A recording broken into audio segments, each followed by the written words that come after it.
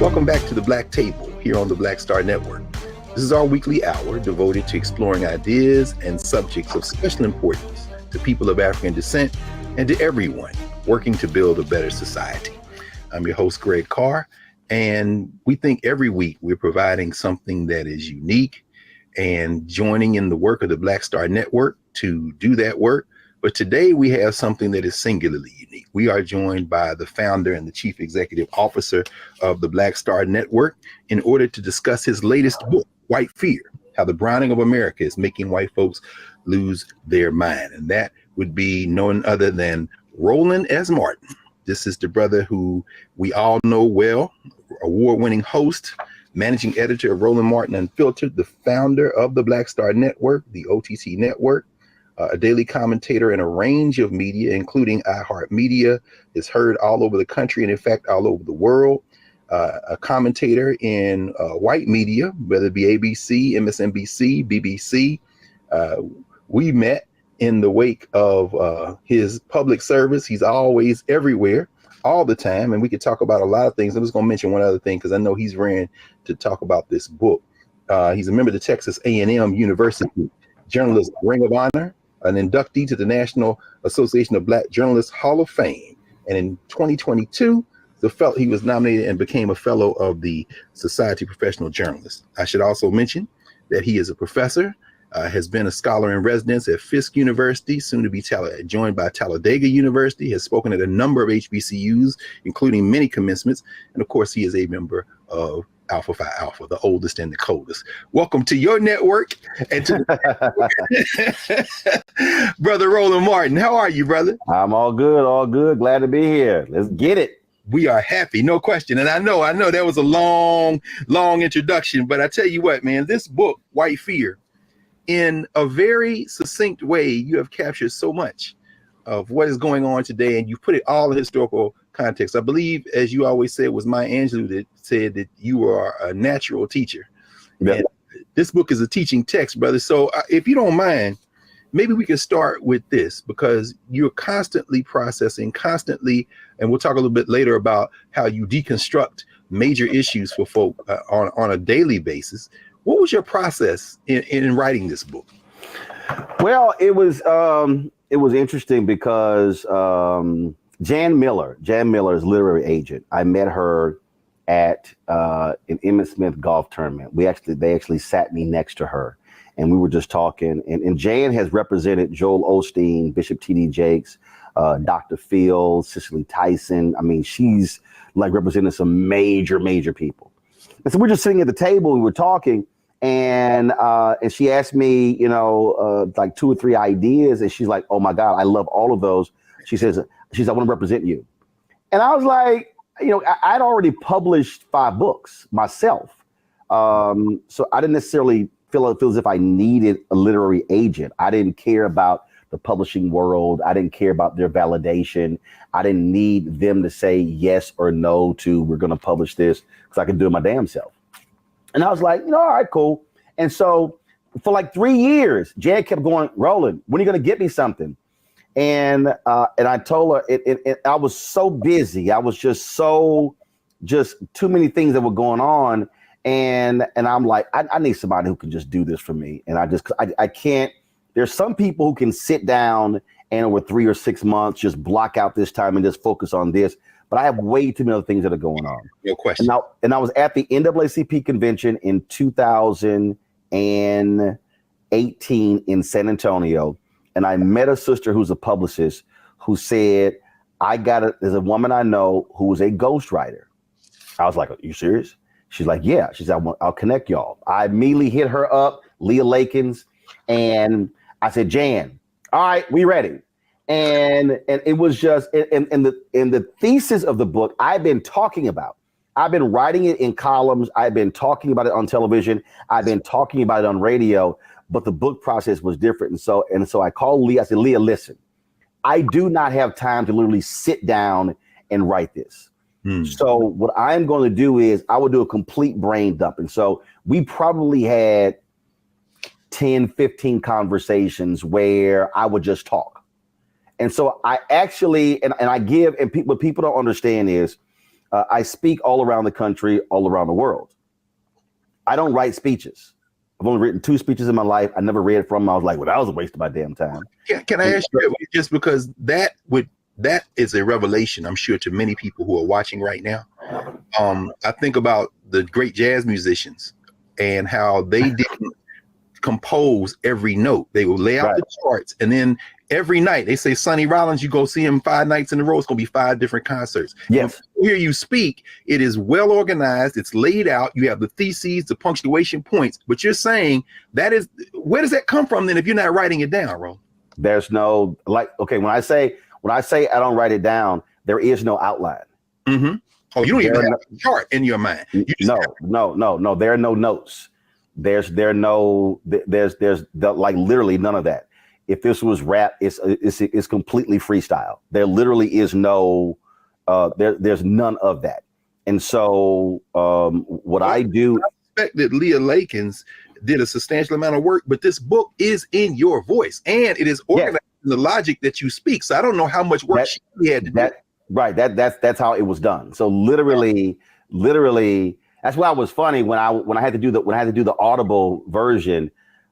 People said, "Oh my God, I love listening to the Audible version because I'm hearing you." And I was like, "Yeah, because I read it like I speak, which is how she put it together.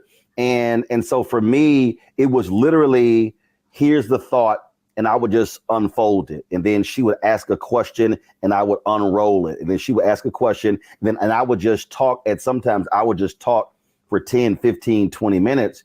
And again, what people don't understand, I've done our 90-minute lectures, and it's no notes, it's no reference points, it's none of that. You will rarely ever see me like pull my phone out, and if I read something and I'm quoting it, it's because I literally just saw it. Like when I spoke to the NAACP in Spokane, Washington, I was reading the book that you gave me on W.B. Du Bois, his speeches, and I began my speech with his quote in the Hampton Idea speech. Actually, before that, talking about speaking truth. So doing the book is the same way I speak. What I do is I literally walk into the room and I feel the room. I allow it is all spiritual. I discern. And so I walk into the room and I feel I can literally feel the room. I can literally feel what the tension, the drama is, and what this audience needs to hear.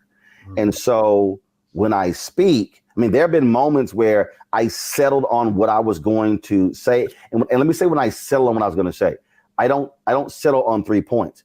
I literally come up, this is probably because of my newspaper background. I come up with the headline and then I speak. So the title of my speech drives what I do. And that's what happens. Let me ask you about that as well. And by the way, and that's why this book the same way. So like the title was like point blank, white fear. White fear, no question. And then the subtitle. So I have been talking about this for 13 years. And when I say that me and John Avlon were at CNN in 2009, that's when this book title, I said, John, we are living in the beginning stages of white minority resistance. Yes. I said, and it's white fear. And so that's what drove it. So that's why it was no stretch to figure out what to call this. It was like, boom, here it is. And then when January 6th happened, because like every time, here's what was crazy. They kept pushing it back. And I kept saying, listen, y'all, white people are going to keep losing their minds. So at some point, we're going to have to publish this book because you can't just keep waiting. It was like Charlottesville. And it was like the next thing. And then when January 6th happened out and they kept pushing the deadline back, I said, you can't push it back further because I actually wanted the book to be out before the election. Actually, I wanted to be out at the beginning of 2020. And it was like something else happened. So we went back and had to change some stuff. And then when January 6th happened, I never forget, I was in Atlanta. It was a day after Warnock and Ossoff won the runoff. I was in a restaurant. I was with the Warnock campaign celebrating the win. And I was watching it unfold on television. And I was standing there and I was smiling. And somebody's like, man, why are you smiling? I said, oh, I'm smiling. I said, because now the rest of the world now gets to understand what black people have been talking about. I said, this is white fear. And so that's why that image is from January 6th. Yes. And the image you see right here is a white man with his arms outstretched like he's Jesus. And what he's saying, his head back, he's saying, all of this is ours. Is ours. No question. So all of that. So, and again, because I'm an old newspaper guy. So for me, the image and the headline and the subhead, they all have to flow together. So when you see it, you know exactly what I'm talking about. Well, and maybe we can pick this up after the first break, but I do want to ask you now, maybe you can get a minute or two on this. You pioneered the use of the word lie in broadcast media. I remember when you were at TV One, you saying they won't call him a lie, won't call him that. Now you pick up the New York Times, the Washington Post, the word lie around Donald Trump. So my question really is, as white fear has this book emerged, what changed, Roland? What changed? Oh, and what changed was the one saying it. They could not. They could look. The default of mainstream white media is to give people the benefit of the doubt.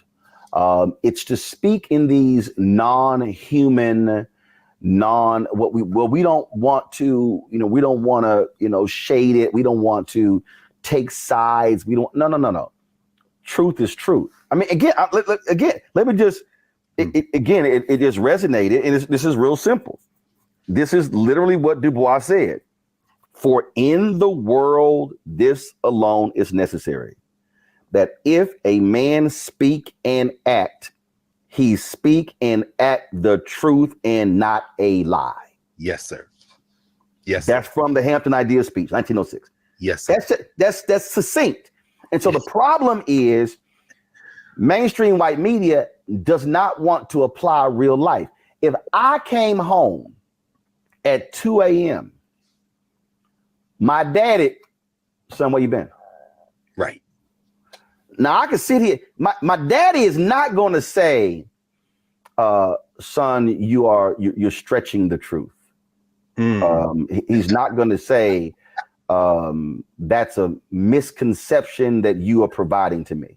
He's going to say, why your ass lying? Why you lying? So mainstream media is like, well, no. In order for us to call it a lie, we have to know the intent of the person saying it. We have to know their intent. No, if I came home at 2 a.m., my intent is to lie so I don't get my ass whooped. Yes. So daddy know the intent because I'm trying to come up with something to explain why I rolled in at 2 a.m. when I was supposed to be home by midnight. So you call a thing a thing. You call a lie a lie. Yes, sir. Well, we're going to pick up with that right after the break. We are here with the founder and the CEO of the Black Star Network, Roland Martin, who just quoted his father, Reginald Martin Sr., who I know is watching this as we speak. We will come back on the other side of the break here at the Black Table. Back in a moment.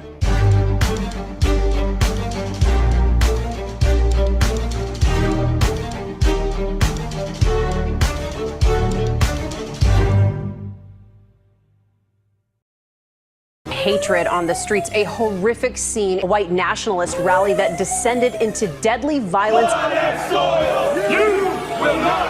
White people are losing their damn minds.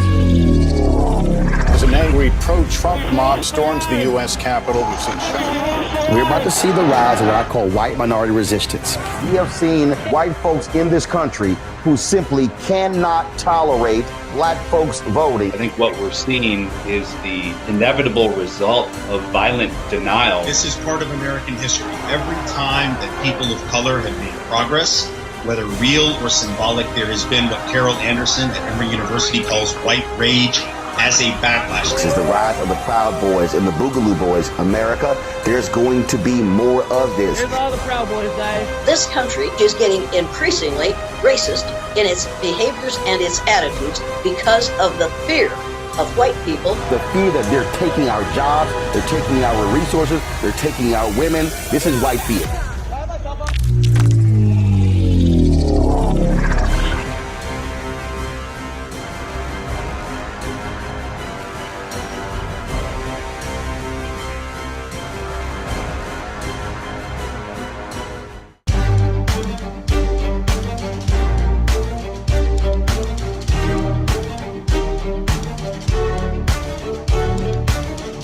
Welcome back to the Black Table here on the Black Star Network. We're joined by the founder and CEO of the Black Star Network, Roland Martin, author of White Fear. And when we left, Roland, you quoting your father saying you don't call a lie a lie, and you were quoting our frat brother W.E.B. Du Bois. And you know, it occurred to me as you were talking, and I hadn't made this connection, that like Du Bois, in the education of black people, speeches before historically black colleges, white fear is really driven by a voice that you have been honing and crafting now for decades. And in that Hampton Idea speech that he gave in 1906, he talks about the great fear. So here we are a century and almost 2 decades later, and you're talking about the great fear. What is white fear, Ro? It's real simple. And that is, this has been theirs from the beginning. From the start. That scene, I love it. Every time I play it, I get in trouble because YouTube, they block it. But that great scene from The Good Shepherd, yes. It's real clear. I mean, they say it. This scene between Joe Pesci and Matt Damon is a wasp, and and Joe Pesci is a mobster, and they're going to him for the purpose of trying to kill Castro. The movie was directed by Robert De Niro. Also stars Angelina Jolie. And Joe Pesci's characters, he said, let me ask you something. He said, we Italians got our family. The Irish got this. He said, the Catholics got this. He said, now we got the mean. He said, even the N-words, they've got their music. What do you people have? And without even looking up, Matt Damon says, we have the United States of America. The rest of you are just visiting. So white fear is, this is ours. We ain't giving this up. So now all of a sudden, we are becoming the America, the melting pot. We are becoming that nation. See, and so the fear is, wait a minute, hold up. Y'all are now trying to redefine what it means to be an American? Yes. Because to be an American has been white, Anglo-Saxon, Protestant. Yes. Now all of a sudden, they now have to now factor in, because now we are elected to office. We now are CEOs. We now are owners. We now have opinions. We now are not fully subjugated to their control. So we now are in advertising. We're now in media. We now are writing columns. We now are show hosts. So they no longer get to control the narrative. Mm-hmm. And so the fear is that of redefining what it means to be American. The fear is, hold up, we got to share power. We got to share money. We got to share. Whoa. King talks about that in Where Do We Go From Here, Chaos or Community. Yes. Where he literally says white America is not prepared for it. They simply are wholly unprepared and wholly uneducated in dealing with this. And so I lay out in every point in history when we've had black success, it's followed by white backlash, because the fear is they're taking our jobs. They're taking our resources. They're taking what is ours. They're taking our land. They're taking our women. They're taking our culture. And that's the natural every single time something happens. And so it's in the data. It's in the polling data. It's in the research. And so this thing started when I said this poll that was taken, the question was asked, are you optimistic about the future of America for your children? Every group said, a majority said yes, except white Americans. September 2016, the question was asked, are you optimistic about the future of America economically for the next 10 years? Black people, lowest wealth, highest optimism. That's an oxymoron. Latinos, second lowest wealth, second highest optimism. White people, by far largest wealth, lowest optimism. And so you then have to now go the second, the third, the fourth, and fifth layer to go, hold up. Why is that? Because at every step of the way, they have been conditioned that if we now are getting something Black, Latino, Asian, Native American, that means they are losing what they haven't had to confront, which is now the issue. Yes. It's now population decline. The white death rate is higher in about 15 states than white birth rate. So y'all we losing. No, y'all dying. That's right. And you're not repopulating. Well, that's what I want to ask you about, Roland. It's very interesting. I mean, 4 sections, elegantly framed, very direct. 4 sections, 3 chapters, section 1, 3 chapters, section 2, 2 chapters each, sections 3 and 4. Data-driven, history-driven, metaphor-driven. And as we know, we've heard you talk about that metaphor from the Good Shepherd, and that's in chapter 6, I believe, one of your favorite metaphors in section 2. But the way you frame it, and you talk about data, you open the book talking about this 2018 Pew data, and you frame this whole context. You use a number, 2043. That's it. And would help us understand the significance of that date for you. I never forget 30 years ago, I'm 24 years old, the story comes out, America is going to be a nation, majority people of color in 60, 70 years. People are like, oh man, please, that's so far away, I'm not going to be here. Then, guess what? 1990 comes, and then 2000, and 2010, and then you have immigration, and then you have legal immigration, And then you have white folks stop having babies, and black birth stabilize, and Latinos having babies, and all of a sudden numbers, and all of a sudden it's like, oh, it's not going to be 2060. It's not going to be 2055. It's not going to be 20. And number kept dropping. And all of a sudden it becomes, it's going to be 2043. So then people kind of like, wait a minute, I might still be here. and now all of a sudden you now begin to see it. You now begin to see the change. You now begin to see people popping up in places. Oh, we're now getting black CEOs and Latino CEOs, and white men start freaking out because we start seeing white women assuming leadership positions. And all of a sudden, like, okay, oh my goodness, what's going on? And then, that was a point when you had 20 members of Congressional Black Caucus, and then it became 30, then it became 40, then it became 50. Now it's 58. The Congressional Black Caucus is the largest caucus in the Democratic caucus. So now it's like, hold up. And then all of a sudden, November 2008.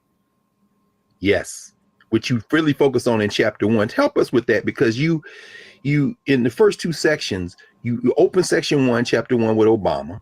Then you turn to Trump in section 2 and whiteness as a kind of currency, that class issue you raised. And then you walk us through history all along. And by chapter 3, you connect Trump to this long arc, borrowing from Ronald Reagan, borrowing from the playbooks, but as you say, you say this thing really hit a critical moment when Obama was elected. Because it came real. Because all of a sudden, and see, this is where a lot of white folks get confused. They go, well, I don't understand. We voted for him. No, a percentage of you voted for him. The reality is Democrats have not gotten the majority of the white vote since the early 1960s. And so all of a sudden it's, whoa, this thing's real. And see, what I lay out with white fear, and this is the mistake that a lot of people make, they think I'm only speaking in terms of, it's these white conservatives. No. It's also white liberals and progressives. Because I dare say I've experienced a significant amount of racism from white progressives. Because whiteness is still the operative phrase. It's perception. So I go back to James D. Anderson's The Education of Blacks in the South, 1860 to 1935. Yes. Slavery's over. White abolitionists from the North. Oh my goodness, we've got to get down South, and we've got to begin to open schools to educate these uneducated, illiterate Negroes. Yes, sir.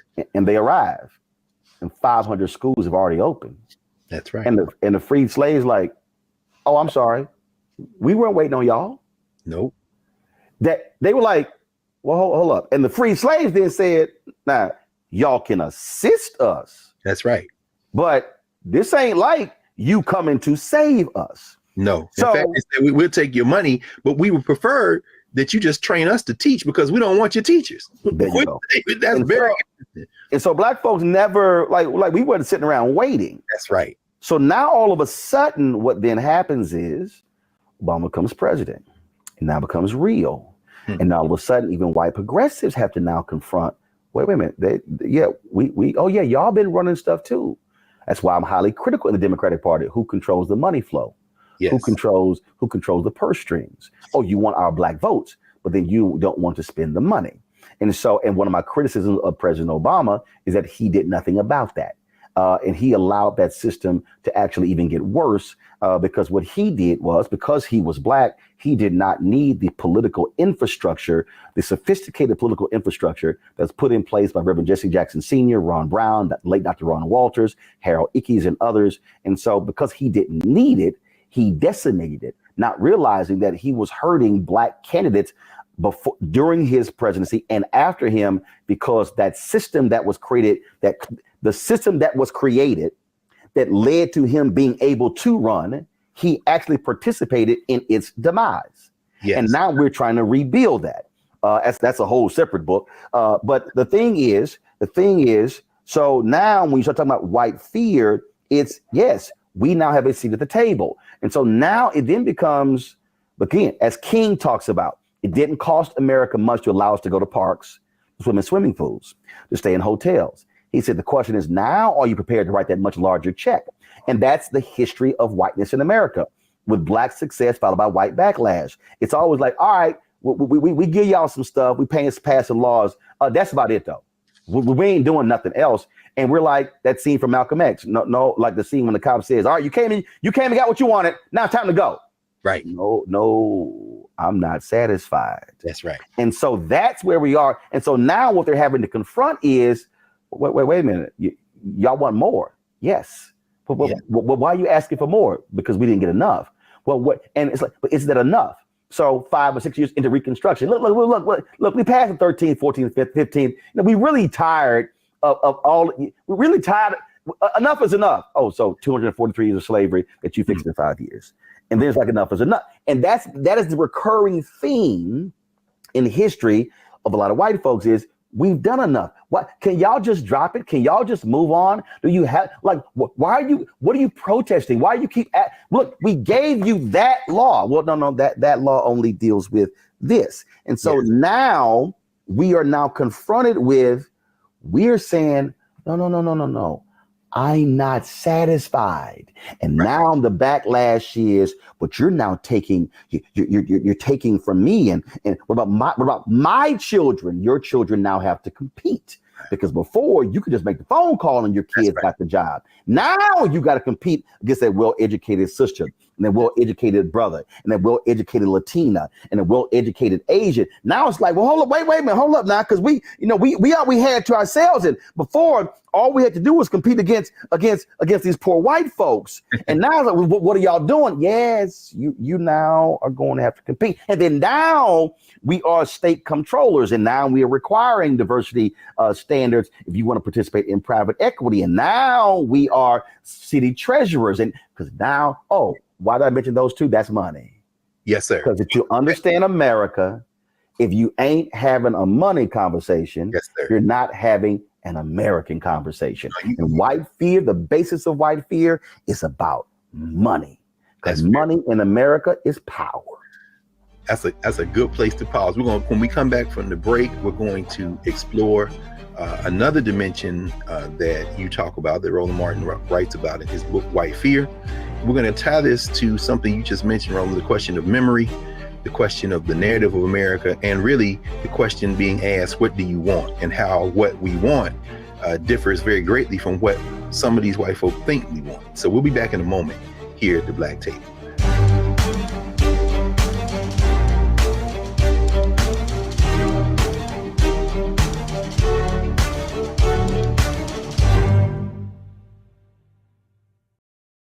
When you talk about blackness and what happens in black culture, we're about covering these things that matter to us, speaking to our issues and concerns. This is a genuine people-powered movement. There's a lot of stuff that we're not getting. You get it, and you spread the word. We wish to plead our own cause. Too long have others spoken for us. We cannot tell our own story if we can't pay for it. This is about covering us. Invest in black-owned media. Your dollars matter. We don't have to keep asking them to cover our stuff. So please support us in what we do, folks. We want to hit 2,000 people, $50 this month, raise $100,000. We're behind 100,000, so we want to hit that. Y'all money makes this possible. Check some money orders. Go to P.O. Box 57196, Washington, D.C. 20037-0196. The Cash App is $RM Unfiltered. PayPal is R Martin Unfiltered. Venmo is RM Unfiltered. Zelle is Roland at RolandSMartin.com.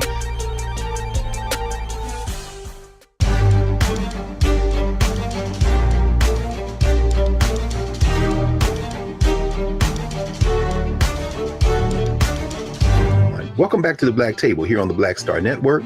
Remember to support the Black Star Network. Download the app, subscribe to all of the social media platforms and all of the streaming platforms for this over-the-top network. And we are joined today by the founder of the Black Star Network and CEO, Roland Martin, and we're discussing his book, White Fear. Roland, when we left, you talked about how to understand America, and you talked about money being at the center of this. You know, very interesting. In section 2, you open with a conversation that Toni Morrison had with Charlie Rose, a question where she's trying to help him understand that the objectives of Black people don't clash with the objectives of a different kind of society. And when you talked about white folk having their privileges taken away, it reminds me in section 4, chapter 9, you recount a conversation with George W. Bush around this question of privilege. I'm wondering if you might help us understand not only what some of the white elites are afraid of losing, but also, and this specifically relates to chapter 5, when you talk about history, symbolism, critical race theory, is this also a war for how we even think about America? Because absolutely. Excluded. Please go right ahead. Absolutely. I'll take the second part first, and that is, again, it goes to the redefining of what does it mean to be an American. What does it actually mean to be an American? What does that phrase even mean? I'm an American. What does that mean? What is the basis of that? In his book, I Never Had It Made, Jackie Robinson talks about why he stopped doing the Pledge of Allegiance and saluting the flag and standing for the Star Spangled Banner, because he's like, I know what I endured. I know what you're thinking. And he said, if even one African American doesn't have it made, then I never had it made. And so what Jackie is talking about is the Black collective. What Jackie is saying is, don't talk about how Jackie Robinson has prospered. But if but my brothers and sisters are still being downtrodden, impacted by redlining and racism, then I never had it made. White folks want us to believe that, well, Oprah is a billionaire. Michael Jordan is a billionaire. Look at Tiger Woods. Look at Beyonce. Look at Jay-Z. Look at Chris Rock. And so they go through this. But Chris Rock in his comedy special says, he said, I live in a neighborhood and the only two Black people in my neighborhood are me and Mary J. Blige, and we're the only two entertainers.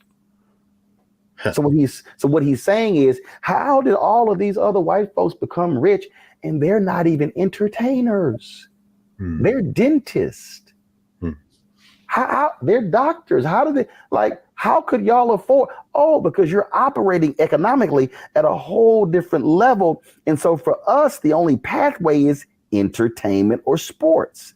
And so when you start breaking that down, you start understanding how we're then viewed. Now what we're saying is, no, we want to be like y'all. We want to be a 7-figure dentist. We want to be a 7-figure architect. We want to be a 7-figure engineer. We want same thing. Why do we have to? Because see, if you're telling us that we only have to play sports and sing and dance in order to enjoy the American dream, what you're really saying is, I still need you to be 21st century mandingos and perform for us. Yes. And how does that, is interesting, Roland, as you raise that, because one of the things that you really carry as a theme throughout the book is Black institution building and self-determination. Completely. In the chapter on history, symbolism, and the kind of theft of our memory, you talk about the role of the Black press. And of course, Black Star Network being another example of independent institution. And you're always bringing it. I saw a couple of your interns at this Center for Journalism and Democracy, the Nicole Hannah-Jones Open, and your name was raised several times, including by your interns who were there. You employ a lot of HBCU interns. And you also talk about, in the chapter on education, the importance of HBCUs. I mean, how important is the value of independent, Black-owned, Black-run institutions in this work? So I go back to I keep referencing this because I do believe, among the 1,000+ books I have, that where do we go from here? Chaos or Community is in the top 3 of all books that I have. I cannot stress enough. I know I've sold more copies of this book than the King Children.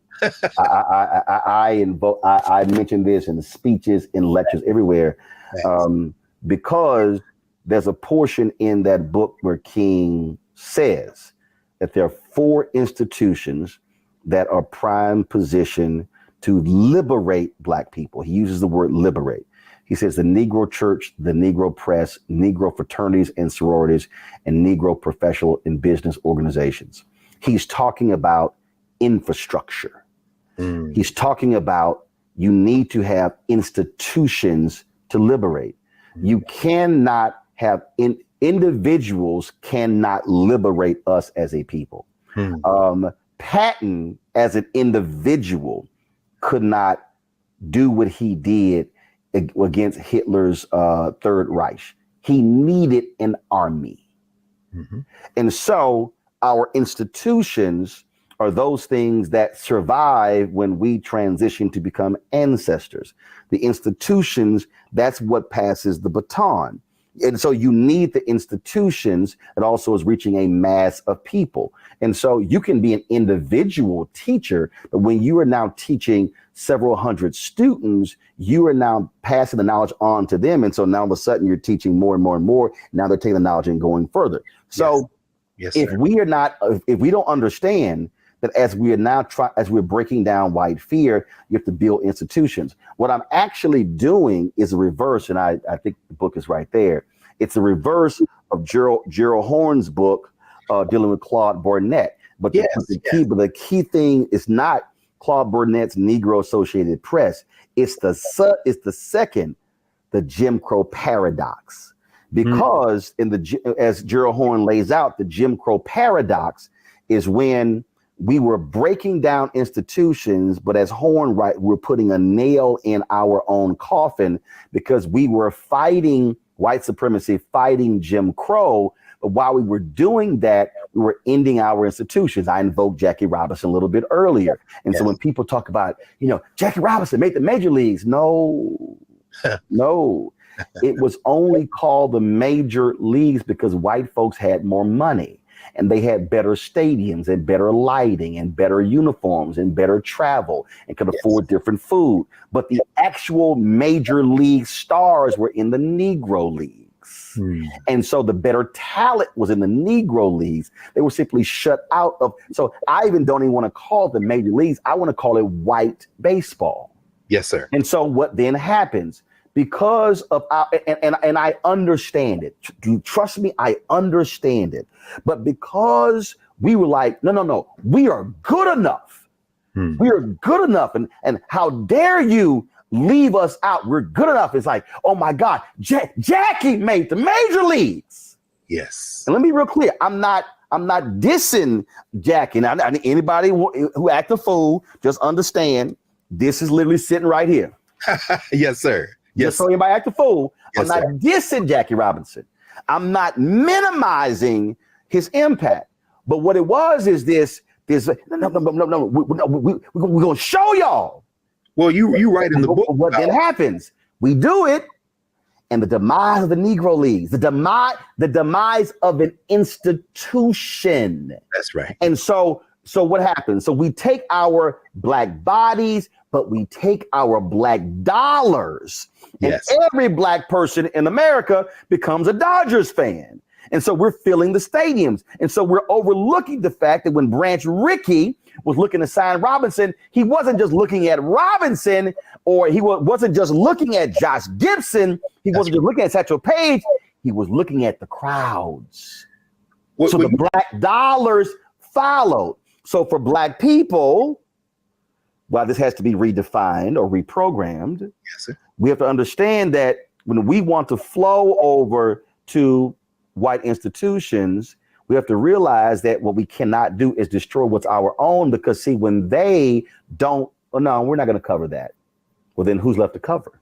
Oh, no, we're not going to focus on that. Well, so now we are now asking, please, can y'all please come cover us? Can you know what? Fine. You can't give us an hour. Can we just get 30 seconds on your air? Get over here.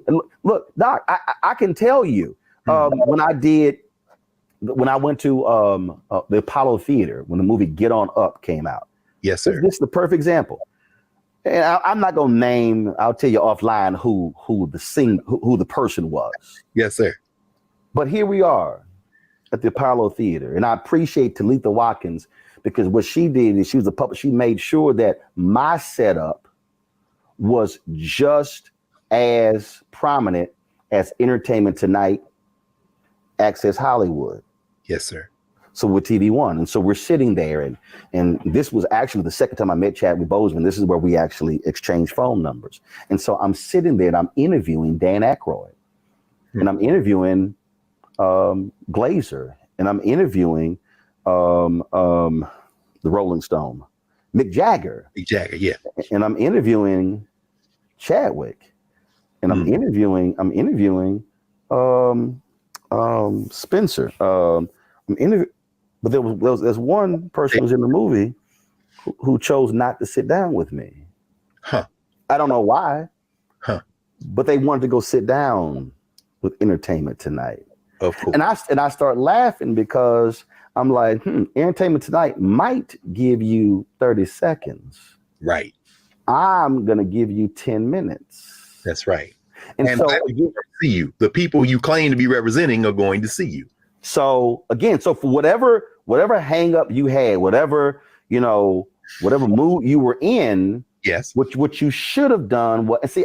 I need people listening to understand the only reason we even talk about Emmett Till, because Mamie, go see that movie, folk. Yes, Mamie said, "You come with me." It was a black photographer. Yes, sir. I need black people to understand. Yes, sir.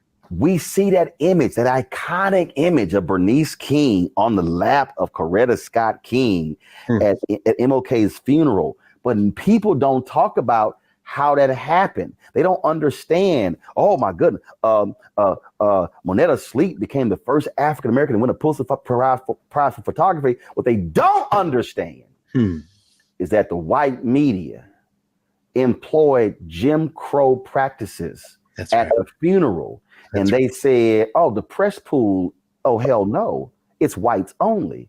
And there was Lerone Bennett at Ebony and Simeon Booker at Jet, who went to Coretta Scott King, and they said, Mrs. King, they are not going to allow Ebony and Jet and black media into the press pool in the church. And Coretta Scott King said, please let everyone know, if Ebony and Jet are not allowed in the press pool, there will be no press pool in the church at my husband's funeral. And they let Sleet in, and that's how he was able to shoot the photo, that iconic photo that no white photographer got. And that's what led to the Pulitzer Prize. And so what I'm saying is that's black institutions where Coretta Scott King did not say, well, the world is covering the funeral of my Martin. And so the Associated Press and UPI and the New York Times and Newsweek and Time and the BBC, they are the majors. Y'all hear my language? Yes, that's the majors. And so, no, she said, no. Because she said she remembered before AP and UPI and Newsweek and Time and New York Times had Martin in the papers, in the magazines, he was in Ebony and Jet. Yes. And so that's institution building. And so I'm marrying those two by saying, as we are confronting white fear, as we are demanding full equity, equality, I'm not satisfied. At the same time, we are not denying black institutions, because even when we're in those places, they still are going to run and control them. And I'm a last point here, and I don't think when I use the story of Winnie Mandela, I'm at CNN, and that they can't find anybody at CNN, all those people who were on air to fly to Birmingham to interview Winnie Mandela. And so John Klein, being president of CNN US, calls me and says, hey, Roland, do you want to do this? Hell yeah, of course. This is Winnie Mandela. This is a freedom fighter. Ain't no Nelson Mandela out of prison as president unless there's a Winnie Mandela fighting on the outside. That's right. And so I go to Birmingham and interview her. And first of all, that was a flirtatious woman. She was flirting with me the whole time. That is her reputation. There's a photo she made me put my arms around her. She looked, oh, you cute. She was flirting me. Winnie was a flirt. So it was hilarious. We in the church too. It was too funny. So I interview her, and so we get back, and they go, "Oh, we need to talk to you." Okay. Well, why didn't you ask her about when she was on trial for putting on trial? And I said, yeah. So I said, why in the hell y'all didn't go interview her? Right. I said, I asked her what I wanted to ask her. That's right. They said, we're not going to run the interview. I went to John Klein. I said, hey, man, your folk in Atlanta not going to run an interview. So I need the tape. I'm going to run on my TV One show this weekend. Now, John was like, great. That's great. I got it. We came to DC, transferred, because it was literally on a tape. It was on a tape. Transferred it, aired it in 2 parts on TV One. March 2018, I'm in Memphis preparing for MLK 50, the 50th anniversary of assassination, when Mandela dies. While there, I interview Reverend Jackson, I interview Randall Robinson. I then tell my man Keenan restream the interview. The only reason you or anyone else is able to see me and Winnie Mandela is because I had a black show on a black-owned network as an outlet to show it. Yes, sir. That's why I'm talking about we have to be, as we're still breaking down Jim Crow and breaking down this white fear. We cannot forego our black institutions because they are the ones that are always there with us when we are, because they also the impetus for fighting and the organs for putting pressure on the white institutions. You cannot have black institutions that are crumbling while you're trying to break down another system. Absolutely. Thank you for walking us through that, Roland. The importance of institutions and also teaching other lessons, such as the importance of owning your material, intellectual property. A lot of lessons being taught today at the Black Table. We're going to come back in a moment with our founder and CEO of the Black Star Network, Roland Martin, discussing his book, White Fear, How the Browning of America is Making White Folks Lose Their Minds, here at the Black Table on the Black Star Network. Back in a moment.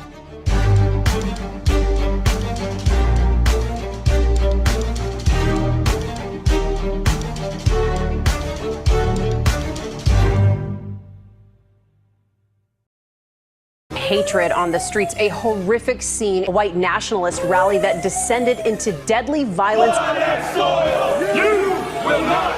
White people are losing their damn minds.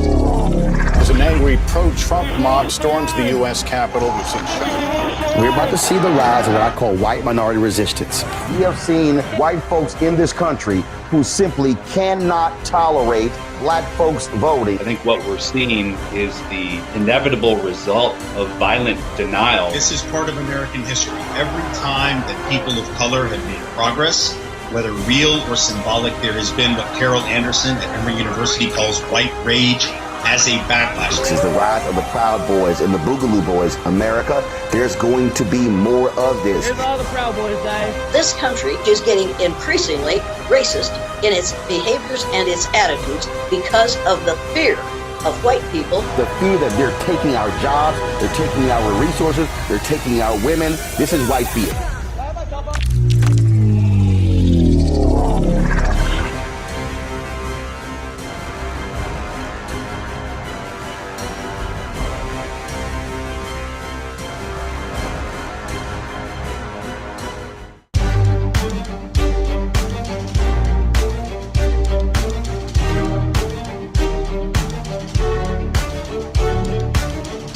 Welcome back to the Black Table here on the Black Star Network.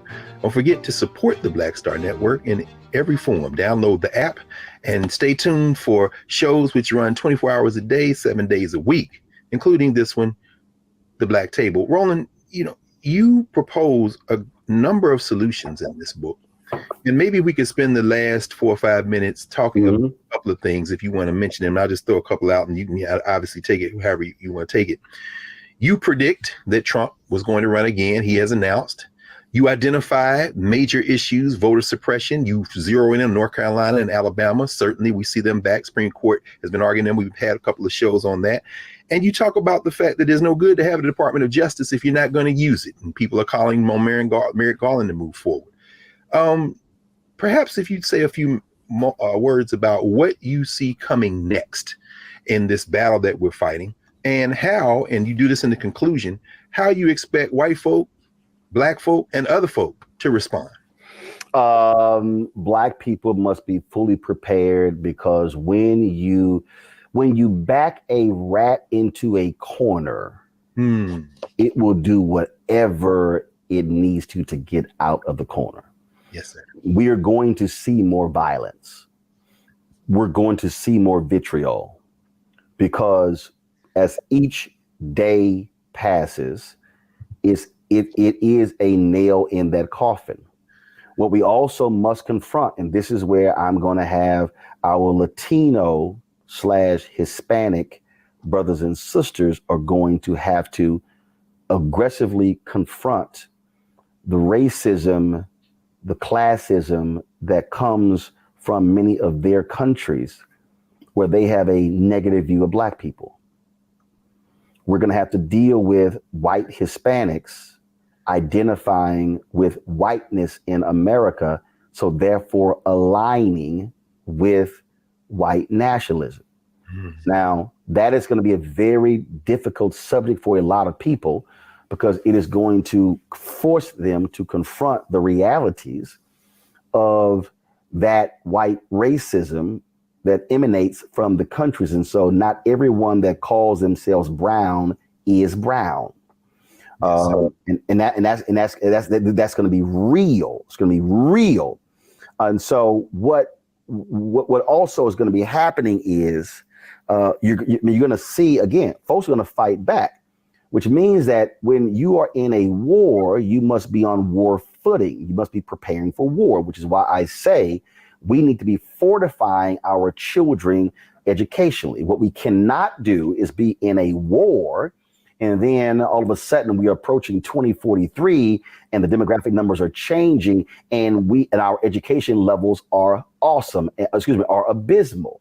We've got to ensure that our kids are up to par. I want us to return to that day of educational fervor that existed post slavery, that existed during Jim Crow, when you had Black families that had 20 kids and mama and daddy never got past the third grade, but all 20 kids graduated from college. Like what was that? But you had and Black people, and they never made more than $10,000. They were broke, but they said, no. Y'all going to see, it was a fervor. Yes, I need that to happen. I need us to truly understand collective power. April 3rd, 1968, MLK talks about that in his speech at Mason Temple, where he says Black people individually are poor, yet collectively represent one of the most powerful and the largest economies in the world. And so when I'm fighting for Black-owned advertising dollars, that's a collective thing, because if we're able to use the power of the collective to now, let's just say we get 10% of the $322 billion spent in advertising, that's $32 billion when right now we're getting 0.5%. You talk about on a federal level, we're getting that $560 billion is being spent on federal contracts, yet we're getting 1.67%, $9 billion of the $560 billion. Imagine if we go from $9 billion to $56 billion. This is where I battle with folks who stand and fight for reparations. And I make clear, I can make the intellectual argument. I can make the philosophical, the economic argument as well. But what I'm also looking at is who's fighting for the existing money versus the hypothetical money. Yes, sir. See, so I'm like, yo, fight. You do what you do. Yes. But somebody over here has to be applying pressure to the system and say, no, it's $560 billion right now the federal government is spending. Yes, sir. Where's our fair share? Where's our fair share in advertising? Where's our fair share in the states, in the county, in the city, in the school district? And see, again, it's understanding when you're in a war, you don't fight on one front. You got multiple fronts happening in a war, and everybody forgets. I'm gonna go back to Patton. Patton wasn't the only 3-star general who became a 4-star. No, that was Bradley. That was Eisenhower. See, you had multiple generals leading different battles because they were trying to win a war. Yes, we want to act like there's only one front. No. Go do you. And I'm not going to go do you, but over here, this is the front that I'm fighting. So that's what I need people to understand what we're doing, where we're trying to go, and what is required. And I need white people. I need white people to be listening to Jane Elliott and Tim Wise and confronting their whiteness in church, in their families. They have work to do. It's not just on us. King said, I'm leading my people into a burning house. Well, guess what? We can't always be the firefighter because sometimes we're not at that house when it's burning. Yes, sir. We need white folks to step up. And that's why I also call to challenge people. You've got to do something. You've got to be an active participant in this thing, because we're not going back. They can get every red hat they want to, holler, make America great again. You can look at every survey. They talk about the optimum period was the 1950s. Well, it wasn't optimum for us. It was for y'all. Yes. So we ain't going back to that. This is now the redefining of America. And now that we're going to have to confront what that means, it's war. Absolutely. And we have to be prepared for this educationally, philosophically, spiritually, morally, on every front. Absolutely. Well, I mean, thank you for joining us and for this book, which seems to capture an entire career, an ongoing work of insight. And so White Fear has given us a roadmap to what we have to confront and how to confront it. We want to thank you for spending some time with us here at the Black Table on your Black Star Network. So we appreciate that, brother. Thank you so much. Of course, Brad. Appreciate you, man. We'll be back in a moment to clear the table and prepare for our next session at the Black Table.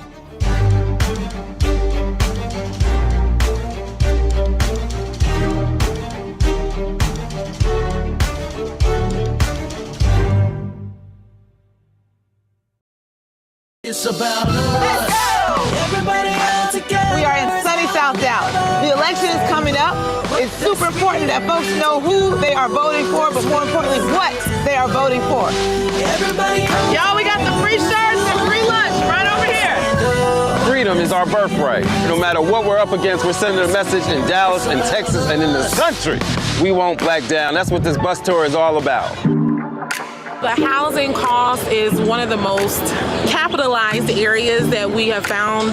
People who are marginalized, that are brown and black, we are suffering the most, and I think that we have the biggest vote and the biggest impact in this election. I'm voting for affordable housing, for sure. We should not be paying the cost of a utility failure because our elected officials are too proud to say we need help. I know that we can bring out our people to vote. It's a part of our birthright.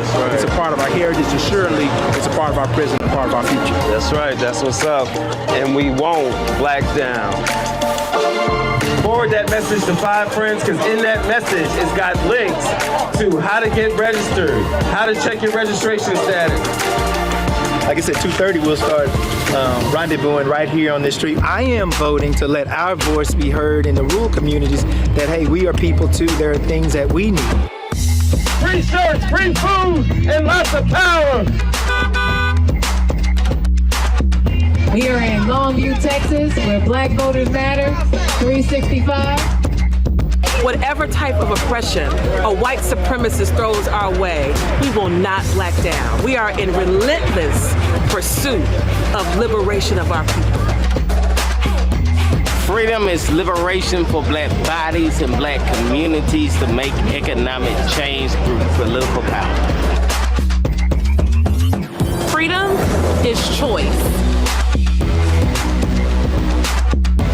We won't black down. We won't black down. We won't black down. We won't black down. We won't black down. We won't black down.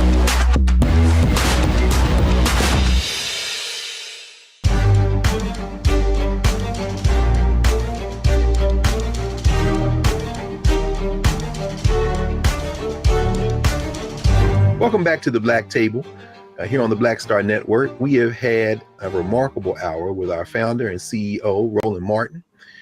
Certainly now you see why the Black Star Network is important if you didn't know before. And as he made some closing remarks, he evoked several folk who have endorsed this book, which is flying off the bookshelves. He talked about Jane Elliott, and Jane Elliott said, you know, once we get this information in every classroom in the United States, we will all stop seeing race as real and start appreciating it and appreciating all of us as we are. Tim Wise, who said America is spinning out of control, but William Barber, Reverend Barber, said understand white fear so you can release and resist it. And finally, Roland Martin writes in this book, he says, I want this book to be the rallying cry of change is now, and we are change. So with that in mind and that ringing in our ears, if you haven't downloaded the Black Star Network app, please do so. Share, tell folk globally. because this network is on the march and you understand the importance of Black-owned, Black-controlled media that is truth-telling. Thank you, Roland, for being with us here on the Black Star Network and the Black Table, and we'll be back next week.